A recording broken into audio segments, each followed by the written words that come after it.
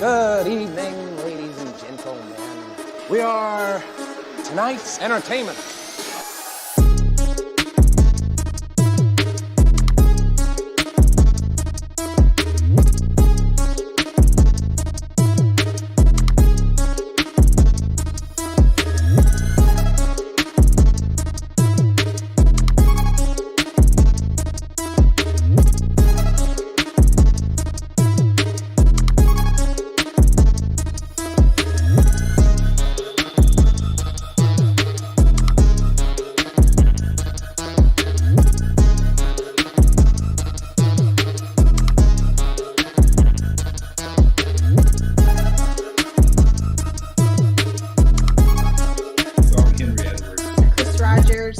I'm currently serving as the 19th Air Force Command Chief. Jessica Player. Joe Bass here.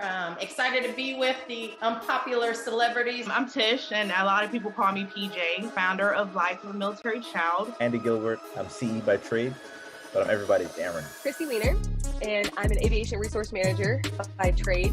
I am just like Andy, and I'm a people leader. You don't have to be an airman, but let's just go. My name is Caitlin Jones-Martin, and I'm a Master Sergeant in the Air Force. I'm Paul Mendoza, 5th degree Master Black Belt in Shotokan Karate, 3rd degree Black Belt in Gracie Brazilian Jiu-Jitsu. Staff Sergeant Darian Donald, all Air Force basketball legend. Y'all know him as the Fired Up Chief. We know him as the Fired Up Chief. Some know him as Chief Juan Lewis. Oh, hero, I'm doing fine. But first of all, man, let me go ahead and throw a little love, man. That little introduction y'all had was dope, man. I'm Hope Skibitsky. I am the Command Chief of the Air Force Installation Mission Support Center.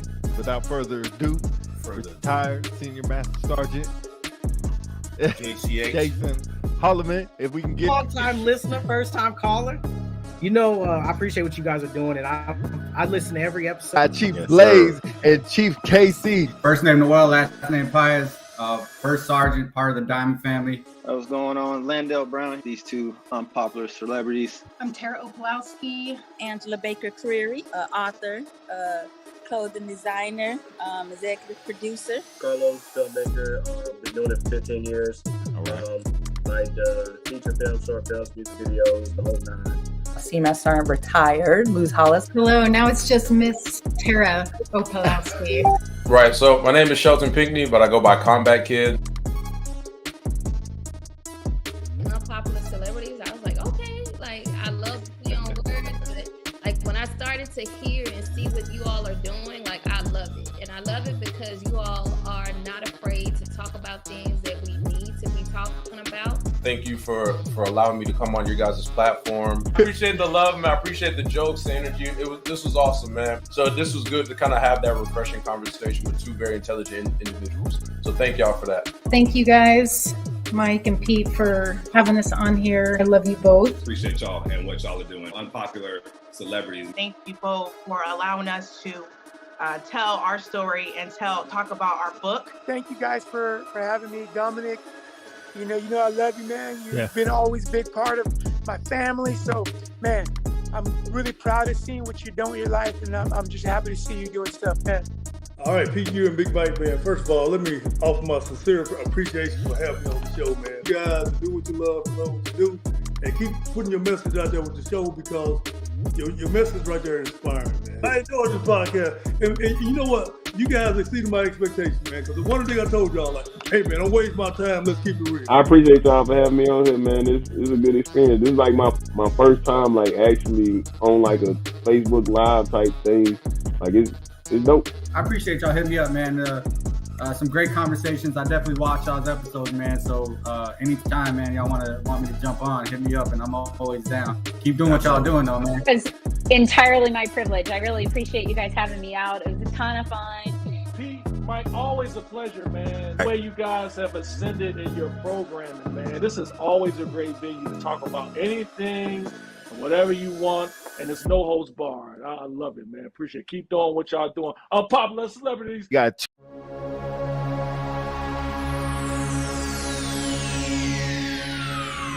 Ladies and gentlemen, may I have your attention, please? The show starts in 10,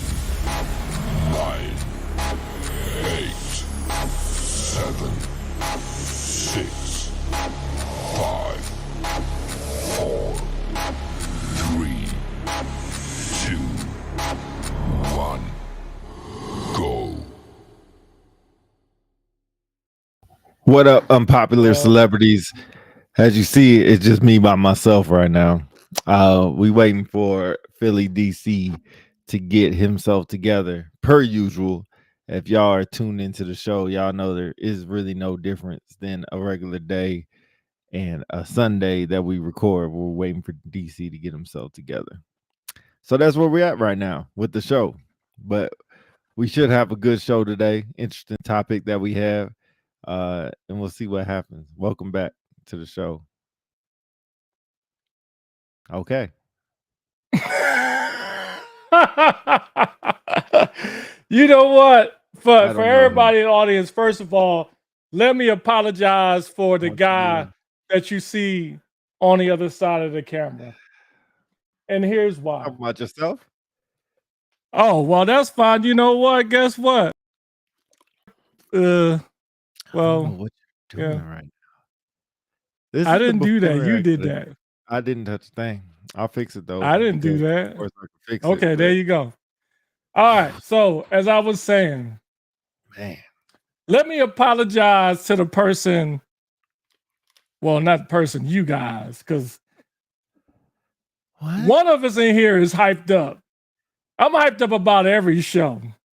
You know what I mean? Now, the guy to the other side, I don't know about him. He woke up this morning like he had something crawl up his small of his backside or whatever. I don't know what's wrong with him. He need to get himself together. You know what I mean? I'm just happy that I'm here. I'm happy that you're here, and I'm excited about today's show. So I don't know about this guy to the left of me, but I am. So welcome. You're all welcome. Welcome to Unpopular Celebrities this happy Sunday, NFL Sunday. You got the Birds playing later on today against the Miami Dolphins. I am very excited about that. And again, I'm happy to see you all here.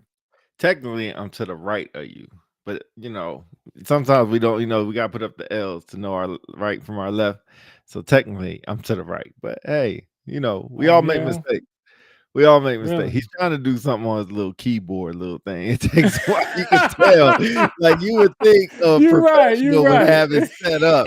Like where you go, where they just press it. You don't have to look over there for 5 minutes. You stinking dirt bag. They still looking. No, I'm still. I found out I was gonna play that one. That was good. Yo, all right, so let's get to it, man. For real, let's get to it. It was an interesting morning. I was setting up everything so you computer heads out there, your boy just start getting into all kinds of technology. I got this Mac M2 Pro to my left, which I usually do all the streams on. And then I got this high-powered PC. So usually I do it on the Mac Pro, but I said, you know what? Let's try to do it on the PC today. Why not? So I got up this morning early. Thank you, Chief. Let's see. He's technology. He don't get a pass. He does not get First a pass. of all, you know what? First of Look, all, thank who you, Dale. is this guy? Thank you, Dale. Who is this guy? That's Chief You know what I'm McKenzie. saying? That's You Chief know what? Donald I'm be McKenzie. quiet. Exactly. What the fuck? Respect the people that coming on. Yeah, what the hell? Hey, I'm trying to get them together, Dale. How is the Grand Canyon, man? You gotta tell me how you like that. I know it's your first time going out there, so you'll tell me how you like that. Man, it's almost a better show already. It's almost a better show. Yo, so we got an interesting topic to talk about with technology. Or let technology. Oh man, you know what? When technology goes wrong, supervision is what we're going to talk about today. And of course, being a supervisor is a big deal. I've been doing it for a while. When Philly gets out of his feelings, he'll be back on. But he's been doing it a lot longer than I have. But supervision takes place in a lot of different ways, and we want to hear about your supervisor experience, hear about our supervisor experience. And then we'll go from there. Dope experience on my way back as we speak. Man, that's what's up, man. Hopefully it wasn't too hot out there, and hopefully you enjoyed Sedona. I went to this thing last night, and they were giving away a free trip to Sedona. I lost out on that. They was also giving away front row tickets to the game on the 31st. The Suns and the Spurs lost on that one too. But it's all right, man. Had a good time. They also had oh, he's out of his feelings. Let's start this thing over. First of all, let me correct you. You said you was doing supervision for a while. I think not. You're just a baby in this game. And for those folks who are out there listening, a t-shirt and a cubic zirconia is different than a shirt and a diamond. You know, I'll just throw that out there. I'll just leave that out there. It would probably be funny if your internet would act up and we could see like everything happen, but these subtle pauses that you my have. internet is great. What you talking about, man? You're All right, paused I'm on the changing camera that. right How about now. that? Oh, there you go. How about that? Good. Yeah, that's That's better. better? Okay. Holy moly. All right, so let's not digress. So today's show is about the blueprint of a supervisor. So you're going to have some folks who watch this show who are either military or, civilian. They're not military, but one thing is certain, throughout your lifetime, whether you're in the military or the corporate structure, you're going to have folks who work with you, and more importantly, folks that you supervise. And like I tell young troops in the Airman Leadership School, when I had the pleasure of chatting with them before graduation, being a supervisor is the most important yet challenging job you will ever have. And it's critical. It is something you should not take lightly. So, that being said, we're going to offer the blueprint of a supervisor. And let me do a quick disclaimer. I am not professing to say that I'm the greatest supervisor ever. I'm not saying that. Nor is Pete saying that. I'm just giving you my thoughts, my feelings on what I feel, what we feel will make you a better supervisor. So for those that are listening in the chat, feel free to drop your comments about your experiences and what you feel makes a great supervisor. So that being said, we also let's talk about. Go ahead. We also going to talk about shitty supervisors too, right? And shitty experiences with people, because I got some names to drop. Good. Okay. I'm dropping names. Names. When we get to that show, would you like? Okay. No, would you like to talk about that first? Negative. I don't want to start out negative. When we get to that, I got names to drop. All right. I think about this for 4 days. I got names to drop. Okay. All right. So, and I hope they watch it too. Before we do that, let's put the disclaimer out there. Anything that comes from the Unpopular Celebrities podcast is all unofficial. None of the conversations or comments from us or guests represents the DOD and all that, and the Air Forces as a whole. There you go. So let's get that out the way. So, okay. So let's talk about. What is a supervisor? Pete, what do you think a supervisor is? So a supervisor has a lot of different roles. Sometimes they're a brother, sometimes they're a sister, or sometimes they're a father, sometimes they're a mother, sometimes they're a guide, sometimes they're a mentor, or sometimes they're just a straight asshole. And I think they go in all those different facets and play all those parts. But a supervisor is really supposed to help you get to where they are at, in my opinion. They are supposed to train their replacements, and you are part of that replacement. Okay. All right. So I will rock with that. Besides the profanities, but I will say I'm gonna drop some bombs. Hey, I wish we had the bleep button. Right. Do you have the bleep button? So, yeah, I got that. I was looking for it. Actually. Just hit the bleep button. So oh, my bad. There you go. Never mind, didn't work. Okay, all right. So, no, you are correct. Only thing I would add is like a supervisor to me is almost similar to being a parent. And now, before folks say, "Hey, DC, are you trying to say being a supervisor is like taking care of kids?" I'm not saying that, but if you think about it, if you are a supervisor, you're responsible for the people that you are supposed to mentor, develop, lead, care for, a whole litany of words I can throw in there.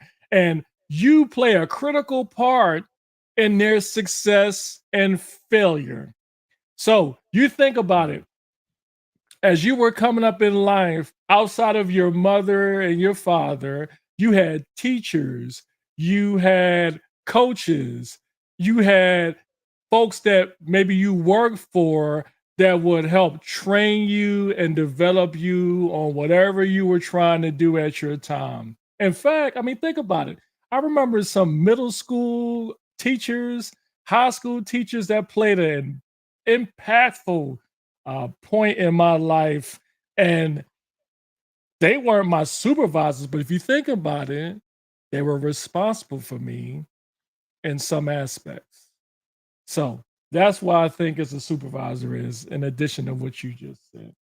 Dell already got a What we question. I got? like this one. When was the first time you guys had a true and thorough ACA? Mine wasn't until I was a staff sergeant. Was that a foul on me or my supervisor? That's, I mean, we're jumping right into a different category, but that's an interesting question. For people that don't know, the ACA is kind of like, what would you call it? Expectation paper that we kind of go through our troops and kind of give them our expectations as a supervisor, depending on subordinate role. This is things I expect for you to do. This is things I want you to do. These are things to help you along for probably the next year to six months to a year. My expectations for you of what I expect for you while I'm dealing with you. Am I kind of hitting that right? Yeah, it's more or less a roadmap of things you want your subordinate to do based on your expectations, standards, what the company expects out of you, things of that nature. One thing I want to make clear though, for Wow. like an ACA is really not a roadmap to what a supervisor is supposed to do with a subordinate. Because if you look at it, supervision is a two-way street. We always talk about our supervisor didn't give us an ACA. Technically, you should be giving your supervisor expectations and standards too, what you expect out of him or her. A lot of times, people don't think of it that way. You get into a job, company, or whatever, and you just say, okay, tell me what you want me to do in order to get promoted, a raise, or not get fired. You should be telling your supervisor the same thing, what you expect. Like, hey, look, if I come to you for questions, I need them in a timely manner.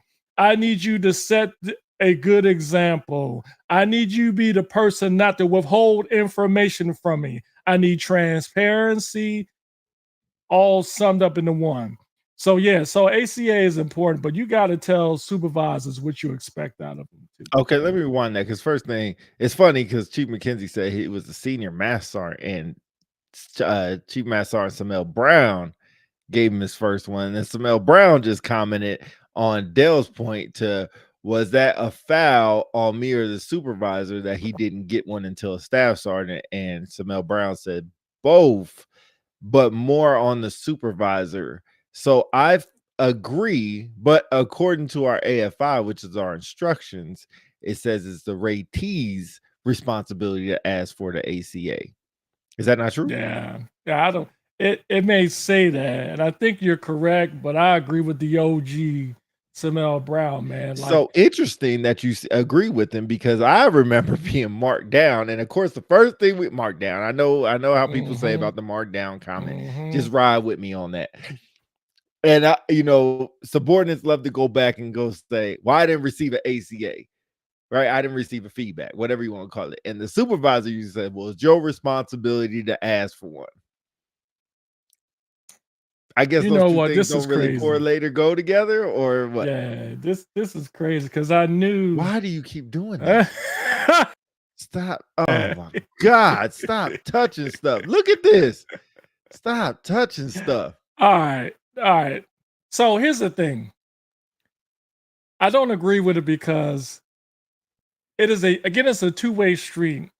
Like, this whole experience of let's just talk military first. This whole experience with you being in the military, being a subordinate, trying to learn the things you need to learn to kind of go off into your journey. You, as a supervisor, you're charged to make sure that person is aware of what that is. And as a troop, you should want that as well. So, regardless of what the AFI is, I think when we get so careful. built or so wrapped up in the AFI, we lose the most important part about this whole experience. So, as a subordinate,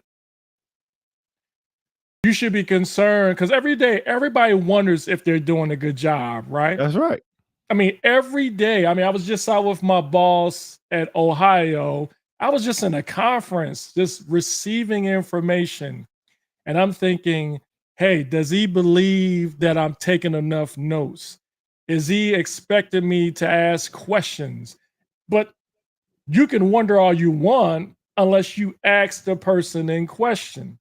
As a supervisor, General Kelly should be saying, hey, I wonder if the chief is understanding what General so-and-so is saying about Afrigen. I'm wondering if the chief is wondering how to translate this information to the chiefs when we get back to the formation. You can wonder all you want unless you actually ask. So regardless of what the AFI is saying, it's a two-way street. Both people should make sure, supervisor and troop, that you are getting the feedback done. And it's continuous. In ACA, there's nothing that says you can have multiple feedback sessions. The ACA just captures it on paper. But to me, a feedback is a everyday experience. Every day. Like even to the point like, hey, look, Pete, your uniform look good today, man. Good job and hiding your laces from your boots. That's feedback. Supervisor, hey, last week, remember I sent you that email about taking a class on the virtual education site? You never gave me the information. The class starts in a week. Can you help me out? That's feedback. Let me get to this comment. So I'm not gonna pronounce his first name right, so I'll just say Carter. Said it's the Raiders' responsibility. Ask any CEO in any company, it's a two-way street, but the Raider is the eye and ear for the commander/CEO supervisor in the company. So he's saying kind of it's the Raiders' responsibility. Matt Morris, shout out to Matt Morris who was on the show on I think it was the corner.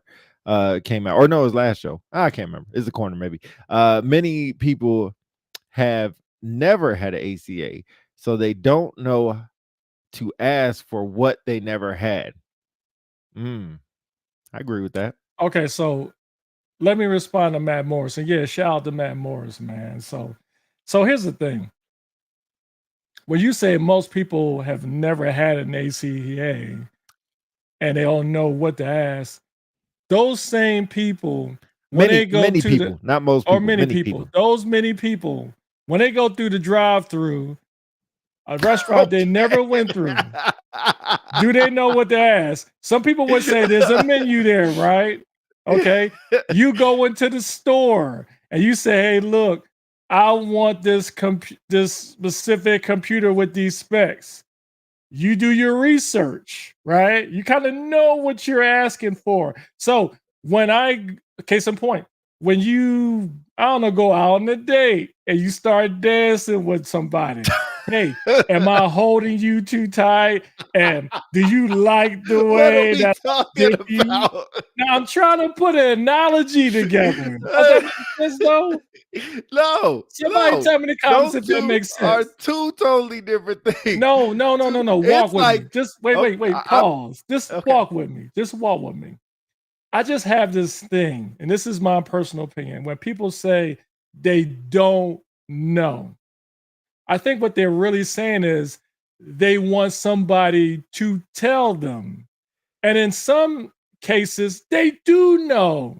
They just assume because someone who is their supervisor, who's their superior in most cases and the most experienced that they should not ask or they're afraid to ask when the answers are right there. Here's a good point. Last thing, and I'll be quiet. As a chief, when I became a chief of a unit, group chief, command chief, and Samel, jump in if you want, 9 times out of 10, your 06 or your general more than likely are not going to give you a feedback. You know why? Because they figure because in the space that you're in, you're experienced to either know or ask what's expected out of you in basic terms. Now, you may ask them or they may tell you, hey, look, Chief, I need you to work on this while you're here because that's why I hired you. But as far as basic stuff, coming to work on time, getting to your appointments, being a sharp chief, make sure you treat people with dignity and respect. They assume you know this already. Okay. We got a lot of comments. Some are back to what you said, but some are where we're at. So I think the first thing Matt Moore said, he said, so they don't know to ask. I'll rephrase that and say maybe they don't know how to ask for something they never had. Not necessarily to ask, but there's a way to ask somebody. If I just go up and be like, hey, Chief Counsel, I need a feedback. That's one way to say, hey, sir, my feedback is due. Are you going to give it to me? Another way of saying it is, you haven't given my feedback yet. You know, we're supposed to do that in 90 days. So there's many ways to ask, and I think nobody has that blueprint on how to ask. Let me get through all these things before we go. I'll start at the bottom because Samel, kind of your last comment, 1,000% or 100% DC. Only time I got feedback as a chief is when I asked for it. Understand that Holloway said there is a menu for every action, and other people have already been to the restaurant before you. Ask the question. Got it? Dale, what's up, Dale? On his way back on the YouTube. Most E1s through E4s aren't educated enough or have the core to ask for it. That's kind of what I'm talking about. At least the ones I'll talk to about it. At least the ones I talk to about it. Okay, hold on before you go. At a restaurant, there's a menu. When do new people get the menu? Basically, what I'm saying is how people ask. Chief McKenzie says feedback is a conversation, not confrontation. Excuse me. Should happen daily, weekly. However, young men and women within our formation struggle with feedback and criticism. 1,000%. That's another aspect of the second. Last thing, DC, you're on point. I don't know when you were on point. Maybe sometime. The key is the acceptance that a supervisor subordinate situation is actually a relationship. All right, so we got to all those questions. Appreciate everybody. We'll continue to get these on if DC don't go long-winded. Okay. So if I don't go long-winded, so I thought you know what? This is perfect. This is perfect. So here's something that's called a zinger feedback. Because if I was long-winded, he did it in public. He could have sent me a message, did it indirectly. No, he threw me out under the bus, y'all. You see that? Bad supervision. Oh, why is that bad? Bad supervision. Why is that bad? You get the shotguns for that one, man. Like, why is that bad?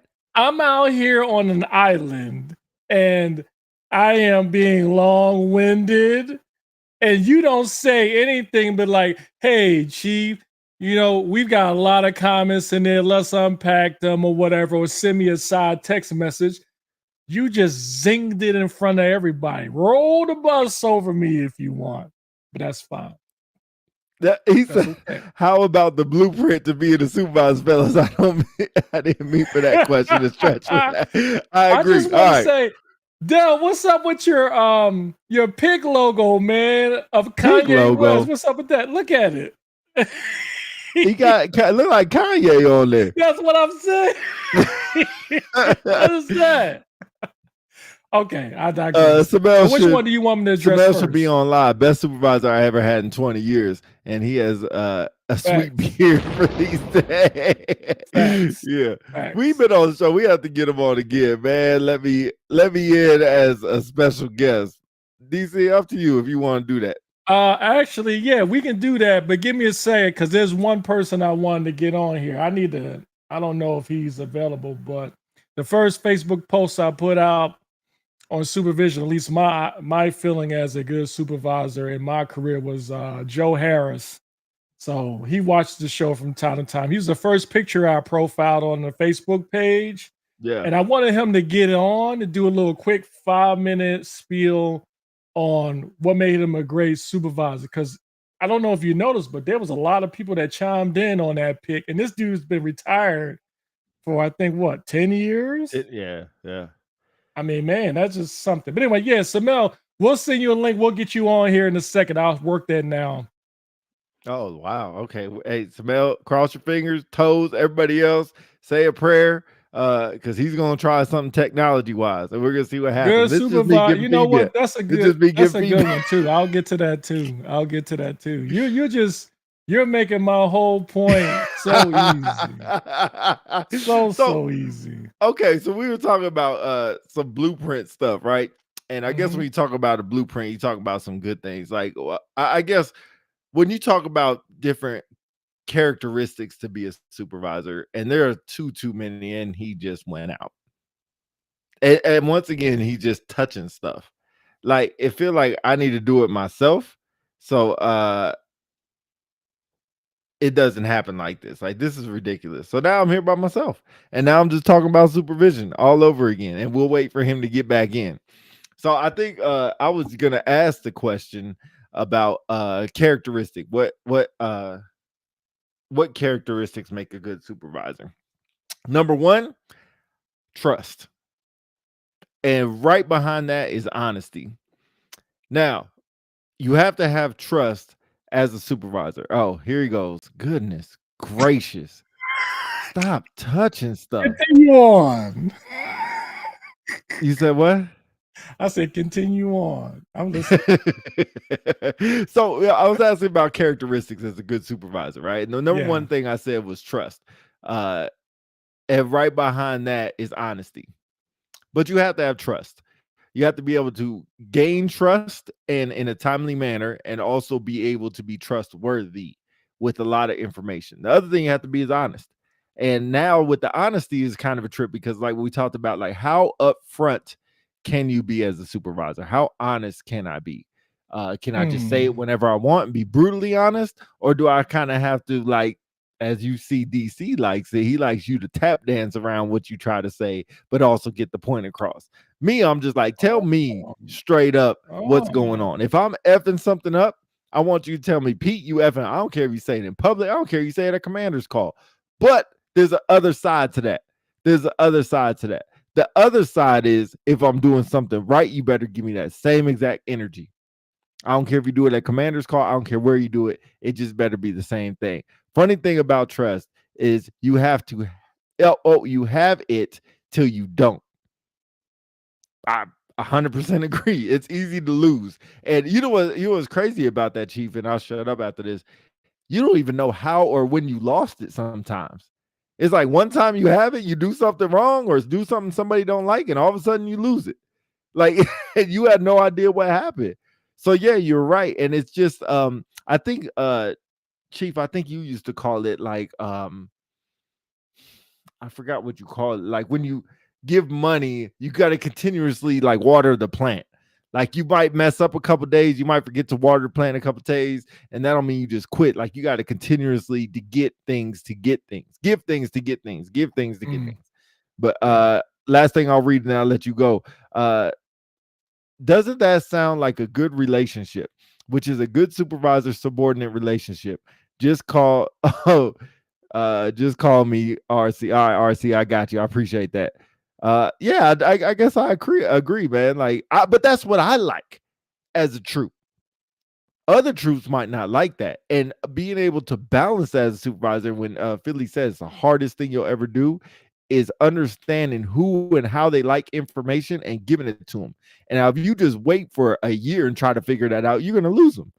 But if you try it, hey, I'm going to try to come in the way I like it, and they don't like it, you might lose them from the start. I'll pause. So the one point you made about honesty. So one of the things about supervision is everybody is different.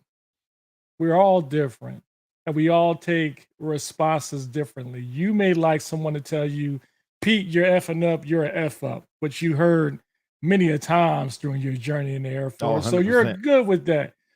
Whereas some other people may not want to hear it that way. You know, like case in point, when I was coming up as an airman from Philadelphia, you know, I had a chip on my shoulder. So I was big on disrespect. Like, don't disrespect me, man. Like, if I made a mistake, just come at me with like a man. And back in those days, you know, why you find that disrespectful? I will tell you as soon as I finish my point. And as I was saying, go ahead. Buck sergeants were back in the 90s. So my first supervisor was a buck sergeant. Shout out to Sergeant Cal Underwood. Look at me now, sucker. Anyway, so back then, they had a habit of calling you Joe, dirtbag, a-hole, all kinds of stuff, right? And so I didn't like that. So I got in a lot of trouble when they talked to me that way, to the point where, you know, I got my triple nickel. So it wasn't until I got some good supervisors, which I highlighted on the Facebook page, Sergeant Greenwood, Sergeant Cabral, shout out to them. They knew how to approach me and tell me what I was doing right and wrong. And I think it was because of that, they gained my trust and my admiration. And I was willing to run through a brick wall for them. I didn't like being a cop, but they made me love being a cop because of the way they treated me. So to your point, not everyone may not like the way, you know, they get approached when they do something wrong. Let me read this comment. Then can we bring Samela up in here? Mm-hmm. I'll do it. Don't worry about it. We all suck at times. But if somebody tells you that you, I guess supposed we suck, you will never know. We all suck at times, but if nobody tells you that you suck, you will never know. Samel Brown never failed to let me know when I suck. I'm a better human being today because of him, because you don't suck. All right, what is your technique to start with the new troop? Do you have a way to start off a relationship? Yo, I'm gonna bring some. That's a good one. First thing I'm gonna do. That was a good one, man. We'll get into that in a minute. What's up, OG? What's up, family? What's good, yo? What up? Man, dang, bro. Yo, hey, you man. Lost a lot of weight. Yeah, you lost a gang of weight. Hey, man, I've been in that gym, man. See this rock right here? Yo, let me I see that Afro puff underneath your arm, man. What's up with that? hey, don't start with me, Indiana Jones over there. Hey, man. Yo, what's going on, man? It's good to be here, fellas. First, I want to say thank you for letting me in. I know this is not the corner. You know what I'm saying? Yeah. But you guys over there going back and forth on some stuff that I hold near and dear, man. So I hope they let me in for a little bit. I won't take up much time. I just want to get in on the convo, you know?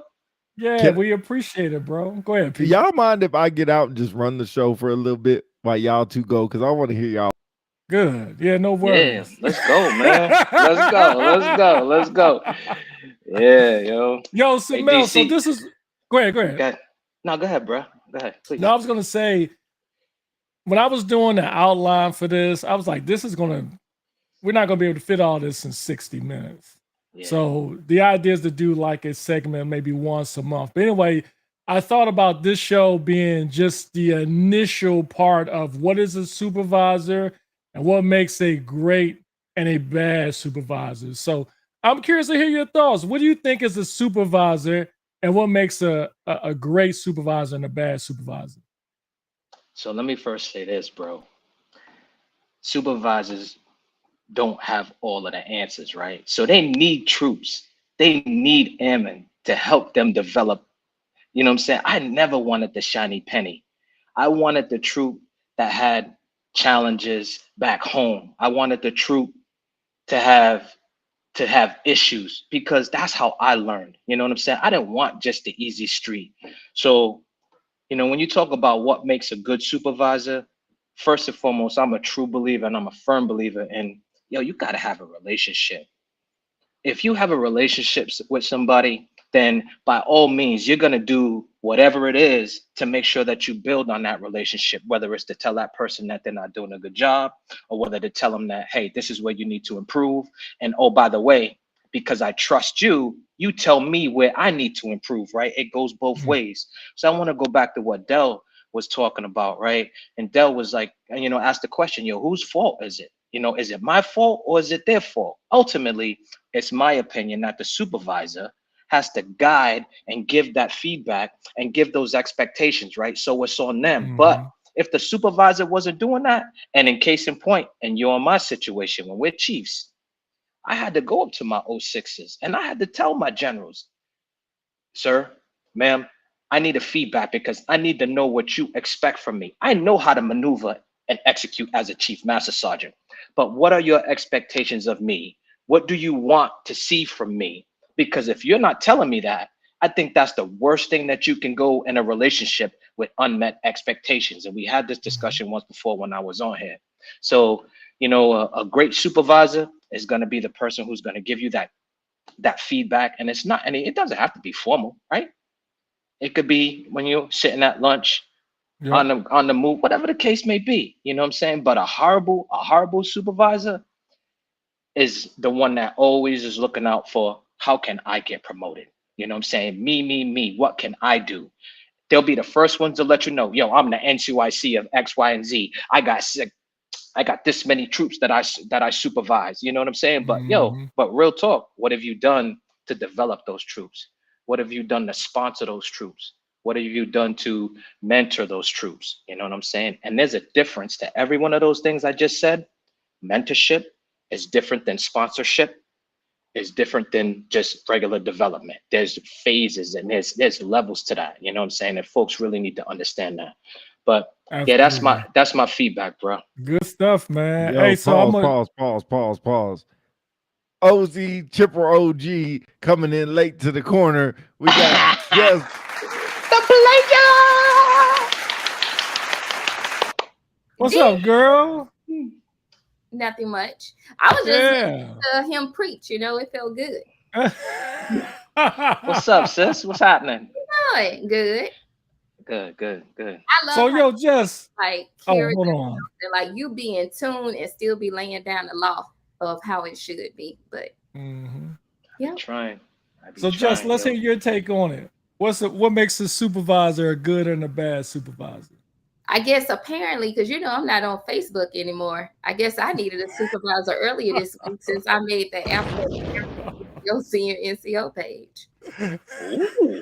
But no, I think what makes a good supervisor, I like what he said. It starts with the relationship. It's basic. And I think sometimes we go into those relationships wrong because we're trying to look at it from a transactional perspective.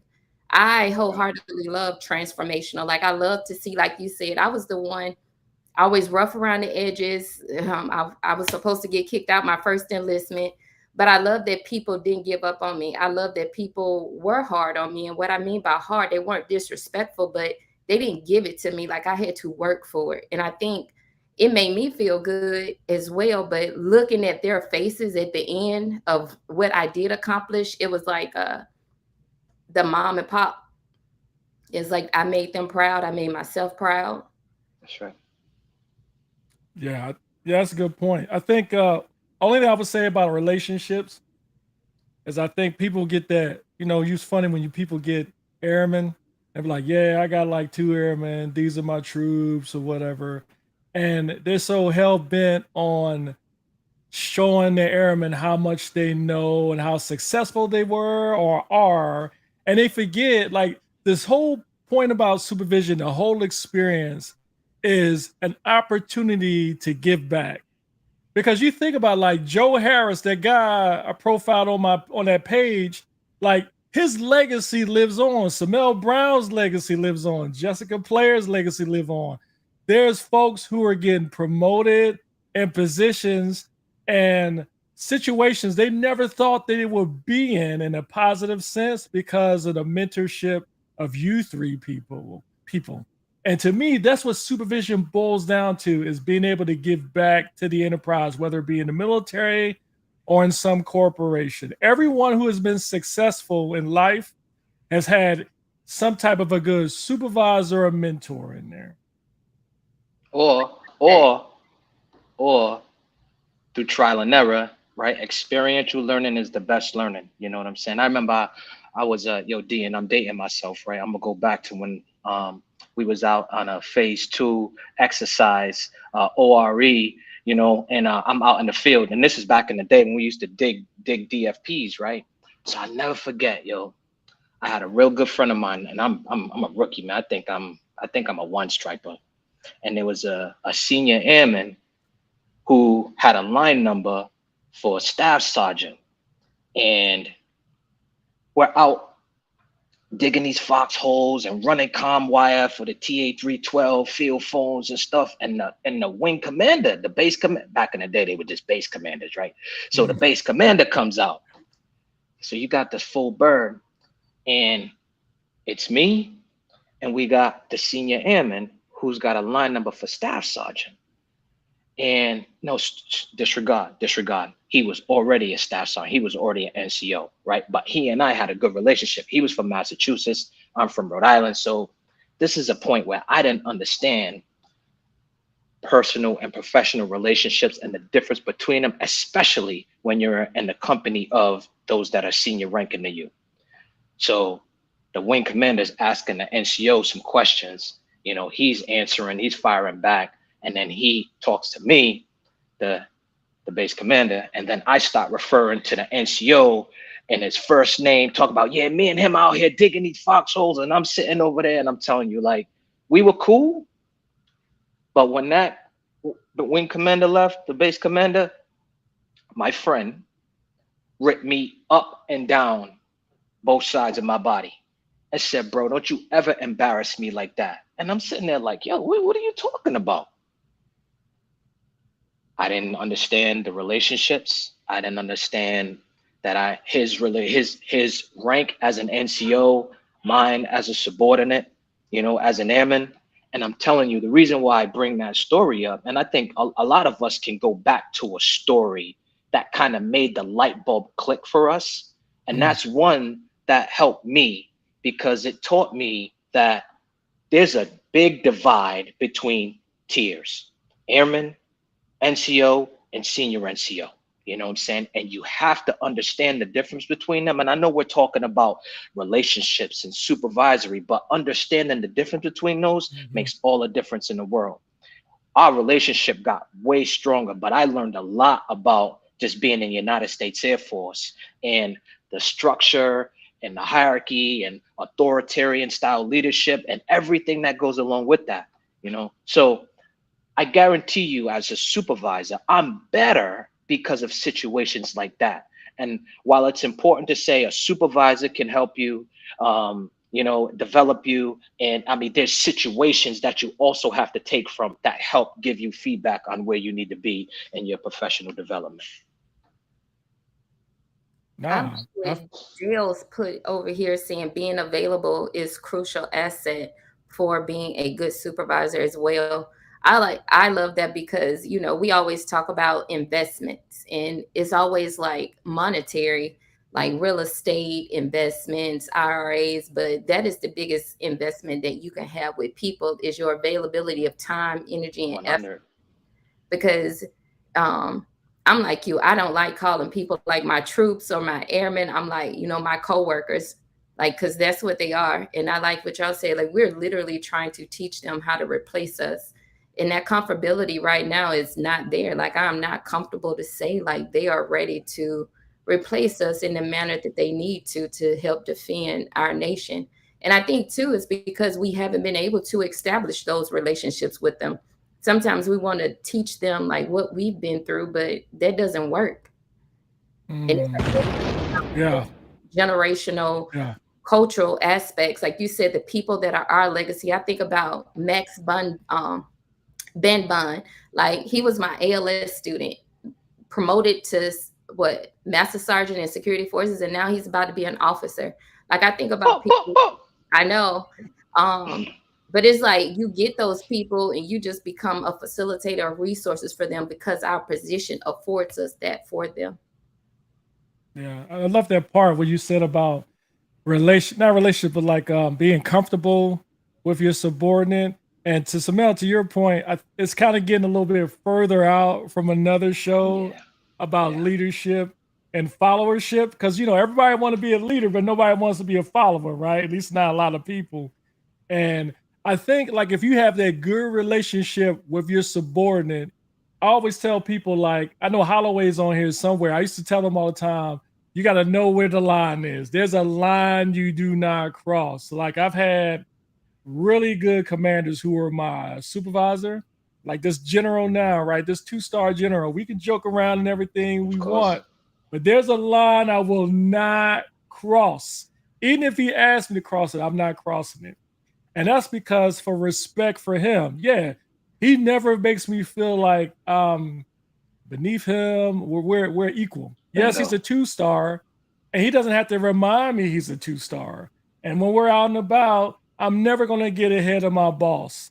Not just because he's a 2-star, because I respect him as a man, as my supervisor. He's been good to me.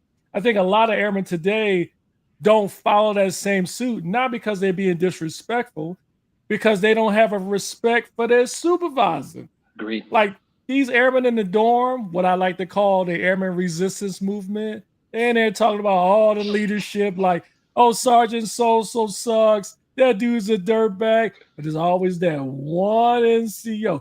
Yo, that dude, Sergeant Brown, Sergeant Player, they're OGs, man. Yo, they're cool, man. Yeah, remember that time we did blah, blah, blah?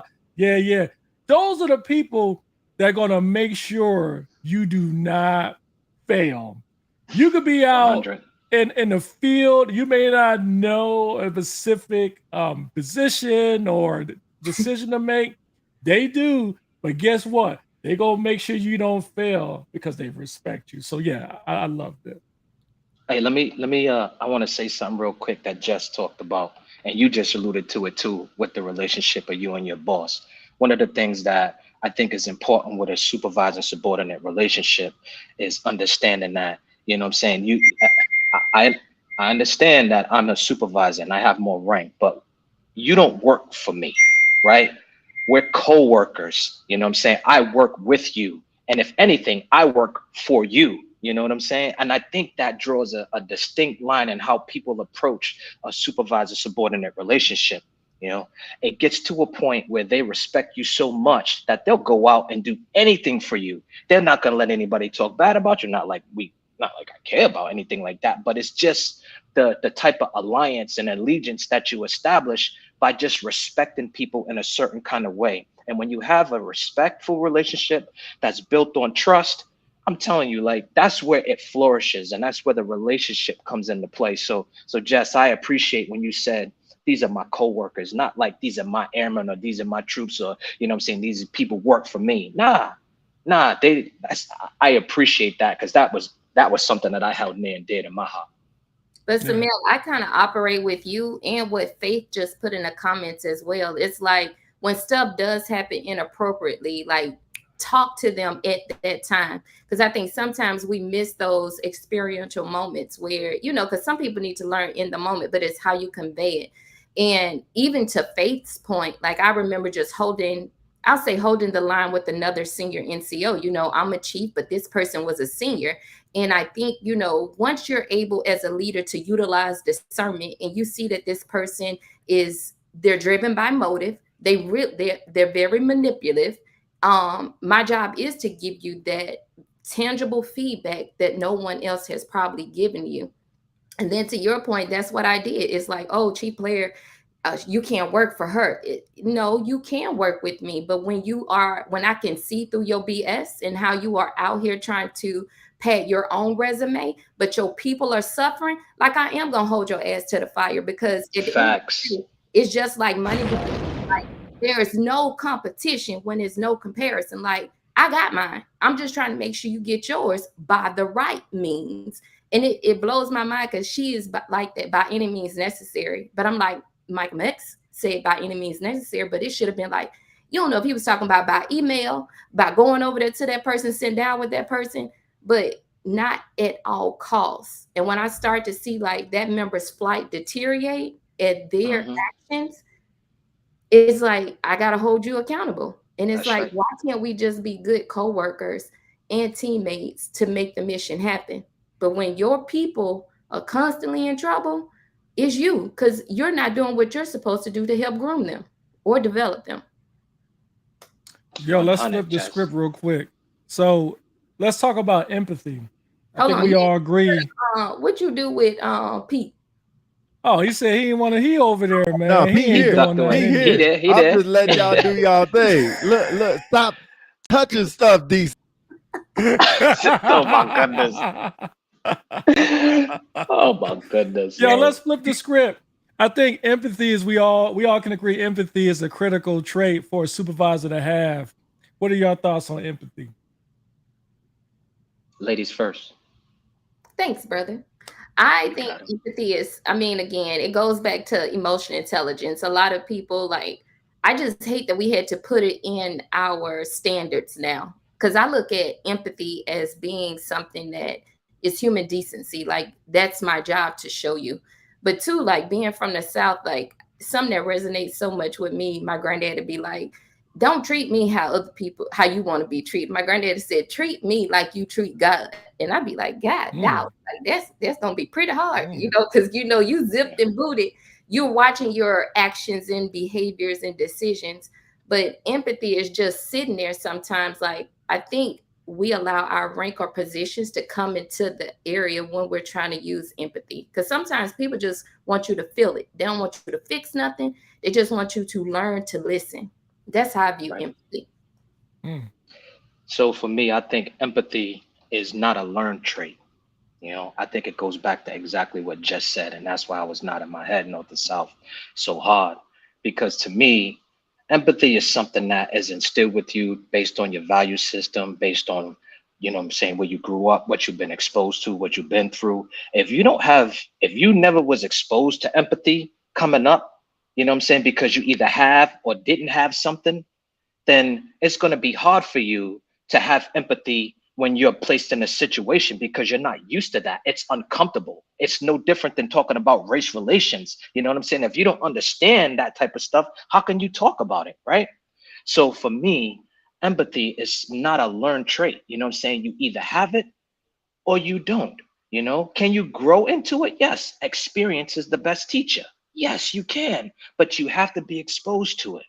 So you have to have empathy, right? But empathy sometimes, especially when you're dealing with certain individuals, empathy can be misconstrued as I'm getting over on so-and-so, you know what I'm saying? So you got to understand where the BS meter is and be able to turn that thing off, you know what I'm saying? And then go from there. So yeah, that's my thoughts on empathy. Hey, yo, real quick, shout out to my boy D-Mac out there, yo. So yo, D-Mac, I used to supervise him, Chief McKenzie. He's on the line. That's my dog, yo. When he got on the staff, when we was standing up Space Force and we was on the Air Force Space Command staff, yo, I just got my glasses. I was brand new with these things, right? So the only readers I can see really good from a distance, but up close I can't see nothing. So I used to keep them right there in my little ABU little pen sleeve, and they used to always fall out. It's okay. Did DC hit you back in the day? You say that again? You said what? Did DC hit you back in the day? Nah, he ain't hit me. Oh man, yo, but I just wanted to comment on what you said about emotional intelligence. Where you said it's not a learned trait, but it's not something you are born with, but it's something over time you can learn through experience and stuff. You know, a quick story. I thought, you know, I was that guy who was really empathetic with folks, right? I just, you know, I'm a Sagittarius, you know, so I'm usually good with that. I'm a softie at heart. I cry at movies and stuff. I'm a Virgo, I think Samel, I know you think you know Eddie Grant, right? Yeah. Yep. So shout out to Eddie Grant, one of my favorite troops. But anyway, at Kadena, he came in my office when I was a chief, and he was in tears because he was he was distraught. I was like, Eddie, what's wrong, man? He was like, my cat died. And I'm not a cat lover. I love dogs, man. I'm a dog guy. But when he said his cat died, he was like bawling. And I'm sitting there thinking, like, bro, pull yourself together, man. But my facial features like, Eddie, man, it's gonna be all right. But he kept crying. I hugged him and stuff, and he still kept crying. And he's like, I don't think I can work today. And my facial expressions was like, man, get the duck out of here, man. You get your ass out there. Oh, my bad. Get out there and work, right? And so I was like, Eddie, it can't be that serious. Man, that was a mistake. Oh my goodness. He left out that office, man. And when I thought about it, I was like, I made a huge mistake, man. And so I went back later to him and apologized to him. And that was a leadership failure on my part because I may not be a cat person, but he is. And that was important to him. And I could have lost him because of that. Facts. You know what I mean? I've known that dude since he was a Sea Airman in the as A1C in the desert, but I could have easily lost him. So it was a lesson learned for me. Empathy is again, what you said, it's not something which you're born with. And I think it's a trait that you can learn, but you gotta remember you're gonna be faced with situations where people are gonna bring stuff to you that's important to them, and you're gonna be like, are you serious? Like, so what? Your computer blew up yesterday, you gotta buy a new one. So what? But it's important to them. So you've got to be able to like really dig down deep and find that space, man. Because if they're important to you, you will empathize with them. So can I jump in real quick as I just did? Because I have a question about this empathy thing. Because I'm not empathetic at all. That's that's where I fail. I'm a Scorpio, so that's where I fail a lot. He has no empathy. None. So look, maybe whoever wants to take this, for somebody who's like, I'm not empathetic because I don't want empathy. I want you just to give it to me 100. So how do you do that as a supervisor dealing with somebody who is empathetic and try to be empathetic around them? I'll jump back out so y'all can answer that. Before you jump out, read Faith's post, her comment. Why I gotta read? You know I can't read well. Loving those. Are you talking about these? He can't read either. He talking about loving noon. All right, loving these topics. So grateful I had a mentor that taught the difference between blowing smoke and starting fires. That goes up and down the chain, and with supervision, mentorship, empathy, and morale and discipline. Well said. So, Pete, before we end this show, we got to pull Nicole and Faith and me in the room together, please. We've been waiting on it. I know, but Nicole. Oh, we gotta get her on, man. I'm gonna send her the link. Yep, I want Nicole and Faith. Thank you. I got you. Okay, go ahead. All right, proceed on. I'll get that working. Samantha, I just appreciate, now that you're living your best life. I'll be there in a few months with you. 1 June is my effective date. Congrats, sis. I know, I'm so excited. When I got it, it said 21 years and 3 days. I'm just like, but no, I look at the state of our force, and a lot of people don't go back to look at why we are here where we are because of COVID. And I say because of COVID because we minimize the quality in which we were pouring into our airmen because we were trying to still maintain our recruiting numbers, and we needed to still bring those individuals in. I remember being at Keesler, and we had a team of people that went up to Camp Shelby, and they set up the stage for basic training there. But just to know some of those members that went there, and then, they're now in their first duty stations. At their first duty stations, this is their first time taking like comprehensive tests, PT tests. But it's like, we got to go back down with them to make sure that we understand, like, they did not get what we got or quality. Like, a lot of them arrived not knowing the basics. So it's taking us at our level operationally to help bring them up too. But it's a lot of our people don't have patience. Agreed. Agreed. Why is that? You know, I think it goes back to something that I said, right? When you think about empathy, you could think about you have to go back to an individual's value system. You know, you get 6 weeks, at least that's when I came through basic training. You had 6 weeks. I don't know what it is now, 8 or whatever. But you cannot change who the individual is. The individual is going to be who they are, right? You expose them to situations and they choose to adapt or they don't adapt, you know? And if they want to be a great supervisor, they want to be a great leader, they want to be a great mentor, then they're going to adapt. And they're going to do that because they understand that the impact of them not doing that is going to be worse than the time and effort that they spend to get where they need to go. You know, so to me, I think anything that we do is because we are all in. You know, and I think that's where I don't know. Sometimes, and this is just me, right? So this is not a soapbox thing, but every time that I go on the social media and I go to one of these, groups or whatever, everything is always about promotion. Every time, everything is promotion. And I say, man, like they don't talk about like hard work pays off and you got to do X. Everything's like, yo, how do I get that next stripe? How do I get that next stripe? That to me, I think our development is so much more than just how do you get that next stripe. I was always taught, you know what I'm saying, to work your tail off. And once you work your tail off, people are going to recognize that that person has a skill set. And once they recognize that you got a skill set, guess what happens? Those opportunities, those doors, they're going to open for you because everybody wants that person right there because they got a work ethic, they've got standards, you know, and so that's what I'm talking about. That's what happened to me. Am I old school? Yeah, right. I came in 1993. You know what I'm saying? Yo, happily retired. Sis, the water is warm over here. I'm telling you right now. Pimpin', Yo, look, I'm ready yo, because I came in 2003, and if I could have did it this year, I would. I'm with you.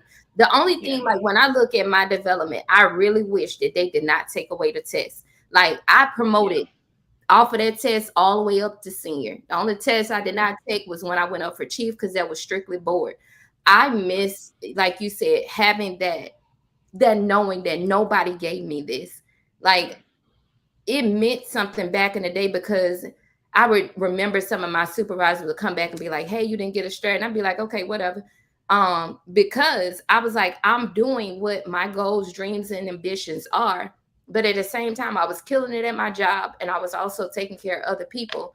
And just looking back, like sometimes I feel like I'm not equipped to have those conversations with people when they talk about how do you get promoted. I'm just like, yo, do you? Like, the feedback that I've, received wasn't always added value, but I don't ever want to not give someone added value feedback. Like I try my best to get people's, reports back to them when they send them to me, but it's hard because, the board doesn't give any feedback specifically to that person. And I tell people like, just continuously improve each year. But the way that we've made it, it is very subjective. I think having the test allows our people to stay engaged with reading, number one. Number two, we're not these internet psychologists in a few days where we read something and we think, oh, we can go back and I'm for real. Like they can front of their people and articulate it in a manner like we got real life problems where people don't even know what Afrogen is. Like they're not even prepared for the mindset. You still have people trying to figure out, like, they're on a membership level, like basic entitlements and benefits. They're here for their pay. They're here for their leave. They ain't got nothing else for you. And it's like, how do you shift that when, honestly, they may be tired of talking about how do you get promoted because they're looking at statistics, too. They're like, hey, they ain't promote me, so I'm just going to live my best life. So you got a mixture of people who are currently serving in. I tell people, like, if I could go back and give myself any advice, it would be to slow down. But it's like, given every opportunity, I'm going to put in 1% of my effort. But it's so different right now to be in that era. And it's semi-disappointing because you look at the people who are rushing to get to the position. And I say that because I am a chief. And DC, don't fight me when I say this. But I just thought, you know, when you come in at the lowest, I came in as an airman basic, and I was like, you know, you see that chief as, oh my God, like this person is, I'm gonna be honest, everything. Like this person, they walk with authority. They come in the room like they own it. They're giving back to us. When I walk in a room now, like I'd be like, Lord, like they don't even know I'm a chief. I mean, they know I'm a chief, my name, but it's like, why does it have to take all that? It's not the same. And like when you see peer to peer, like them jokers be looking, oh, does she have a star? Does she have a little diamond in there? Oh, she a peasant. Like, you know it. Like, Okay. All right. Yo, but let me bring in a special guest. One of our favorite listeners, man. And if you didn't know, today's her birthday. Let's welcome Faith Donovan to the show, everybody. Happy birthday. Happy birthday. What's up there? Happy birthday. Hold on, you muted Faith DC. Get it together. I didn't mute her. Oh. Hi. What's up, can you hear me girl? now? Yeah. Hey. Thank you. I appreciate it. Yeah, you know, I'm a glowing 42 today, you know. Oh, yeah, Rocking that's it what I'm out. talking about. Glowing 42. Yes. So, Faith, tell us what you got for us. Drop some nuggets on us on this show called Blueprint of a Supervisor. And your experience as a supervisor and having a supervisor, what do you think makes a great supervisor and a bad supervisor? So She's about to drop them bars. so I think for me the most important thing, I'm a Scorpio as well. I like to keep it straight. The people who came at me and were like, hey, get out. Like I'm right on that cusp. I got you, Pete. Right. But the people who came to me and were like, hey, let's get on to the business. I was able to appreciate the fact that they saw that I worked with them, not for them. The people who brought in emotion to it were ones who thought I worked for them, not for the Air Force. So I learned early on that part of emotional intelligence wasn't just a matter of how I reacted to things, but also how I had to be mindful how I presented things to my airmen, because they're not my kids. They're grown adults who have signed a contract to say they're going to serve. And if I come at them like I'm a disappointed mama, then I'm saying that I have an expectation outside of the Air Force that I require you to meet. All right, I got one more special guest. Let me bring in Nick Cynthia there. Long time listener, OG herself. I caught her off guard. Nick, you there? Yeah. 2 C's. What's up? Yo, she's on that 1G. We on that 5G over here, son. What's up? Yeah. Hey, say something. Let us know you there. She said she out in the sticks, yo. Yeah. Can you hear us? I can. Yo, tell us what you think what makes a good supervisor and a bad supervisor. A bad supervisor is someone who doesn't know their people. So if I got to explain to you more about your airmen than you know, something wrong. And I feel like there's a lot of leaders like that now that can't tell me not one thing about their folks. And then a good supervisor is people that know their people.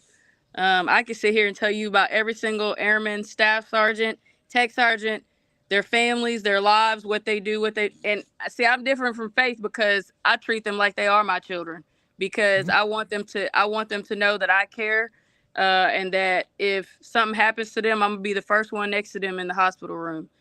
So it depends on the person, but for me, and you know, DC, every post I post, one of my airmen, one of my trims, like, this is my baby, this is one of my kids. But that's just because, you know, I came from a different time, and I came in when Jess came in. So when I came in, when I went to Iraq and we lost 6 people, that changed my whole mindset of how I lead and how I look at people, because you're taking care of people's kids. Yep. And if you don't bring them home when you come back, that's a whole different feeling. So for me, that's why I look at them like my kids, because I want somebody to care for my kid like I care for my kids. So I guess that's just my mindset for it. Hey, yo, let me throw something out there, right? Let me throw something out there. So, you know, we got multiple ways of leading people. So you got one that says, you know, she takes that, you know, that transactional from a parent to child, right? And then you have somebody else, you know, that says, you know what, I don't want to, you know, build any false expectations of how I'm supposed to be having this relationship with you outside of the Air Force's standards. So I'm just going to be like this with you, you know. But that's the thing, right? That's what makes us great, is because you can lead a certain way, she can lead a certain way, DC can lead a certain way, Jess can lead, I can lead. And guess what? We're all in the business of developing, because the one thing I think that we all have in common on here is the give a F meter is like on full, it's on high, right? So when you care and you want to see people succeed, and it's not just because of the mission, it's because genuinely who you are and what you care about, that makes all the difference in the world. We're all going to have different leadership styles. We're all going to come from different walks of life, and our value systems sometimes will be different because of our exposures as children and adolescents and adults. But the one thing that we all have in common on here is that we all care, right? And when you care and you invest in your relationships, this is what you get.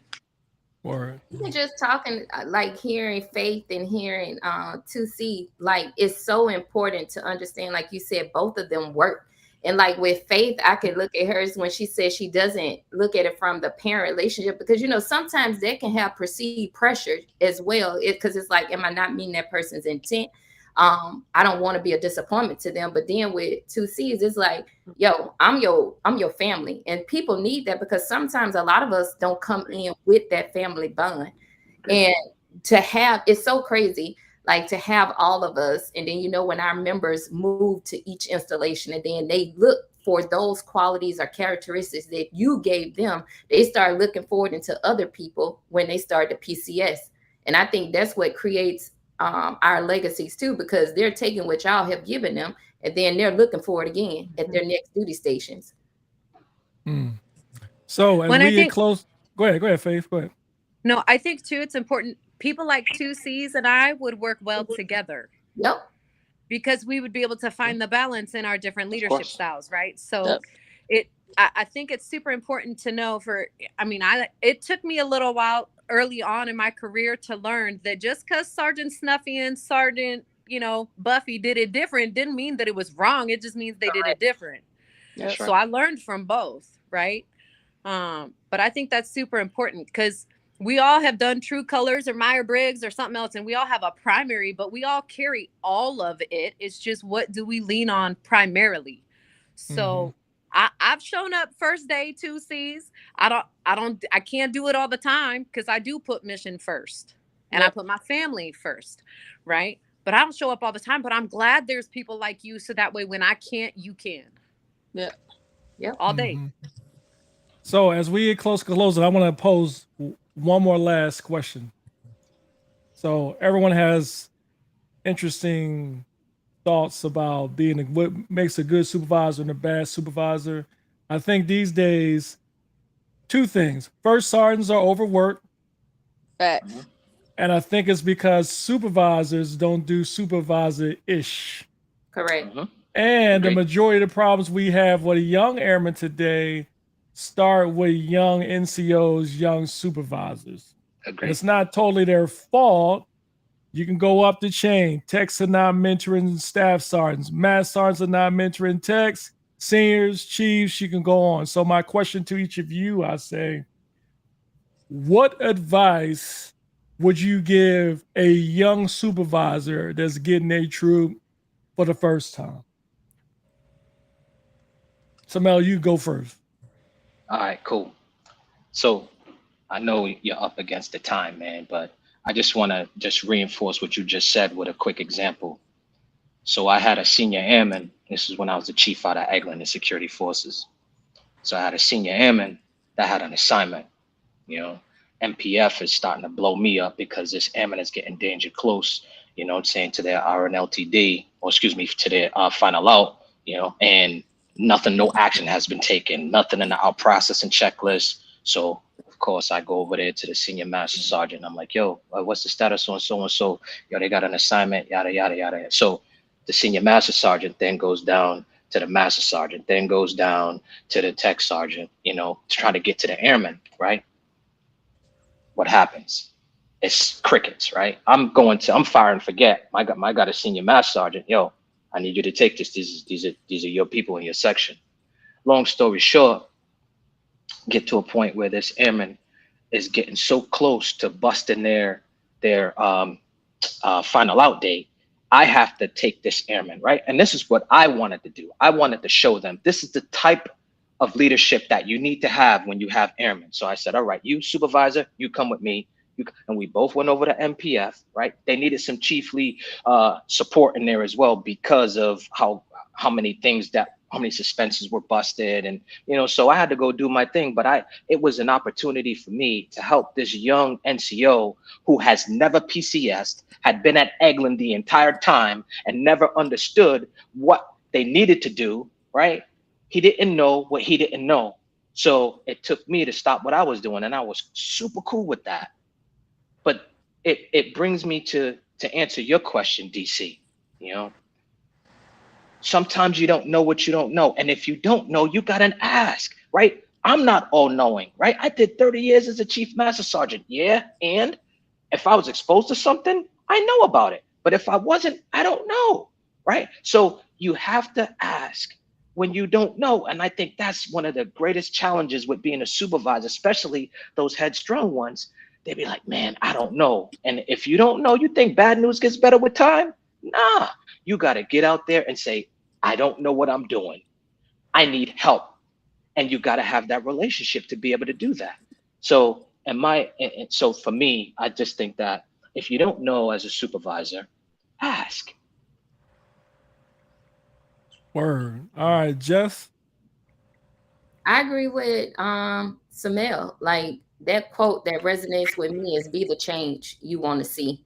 And I think with first line supervisors, the most basic things is getting to know your people. Like I do questions. It's a little cheap book from Walmart. Keep those same little questions, but just find out as much as I can about that person. And I think that's what first line supervisors, that could equip them with so much more. But some people are just afraid.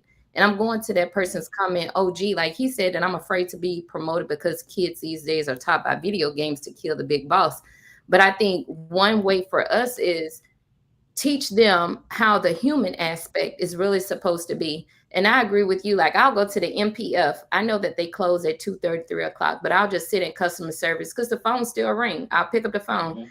I know people be want to give me the clicker because I'd be like, Force Support Sergeant Chief Player speaking. They'd be like, oh, I don't know if you got the right number. Like, how can we help you? But those are the things, like, I just want my people to see, like, she ain't too good to do it. So why am I afraid to do it? And that's all I want my people to do. Like, do it. Like, just do it. Love it. Love it. Faith? So I'm gonna go true blue on this, okay? And it's gonna tie into all of it, but I'm gonna go true blue because my favorite core value that we have is not integrity first to service before self. It is excellence in all we do, and the only reason why is not because of excellence. It's because it is very prominent to me that the word that's in there is we. Yep. I can't do this alone, and neither can you as a brand new supervisor, neither can you as a chief. I can't do it on my own at a gate. I can't do it on my own in the DFAC. I can't do it on my own anywhere. Whether I'm supervising, whether I'm leading, whether I'm mentoring, even in this conversation, it would not be as healthy. It would not be as, I would not learn as much if there was only one person on the line. So I would make sure that I helped at least say, hey, and impart the, hey, you can go towards integrity and service before self all day. But the one word I want you to focus on is we, because you're going to learn from the people around you, the good, the bad, the ugly.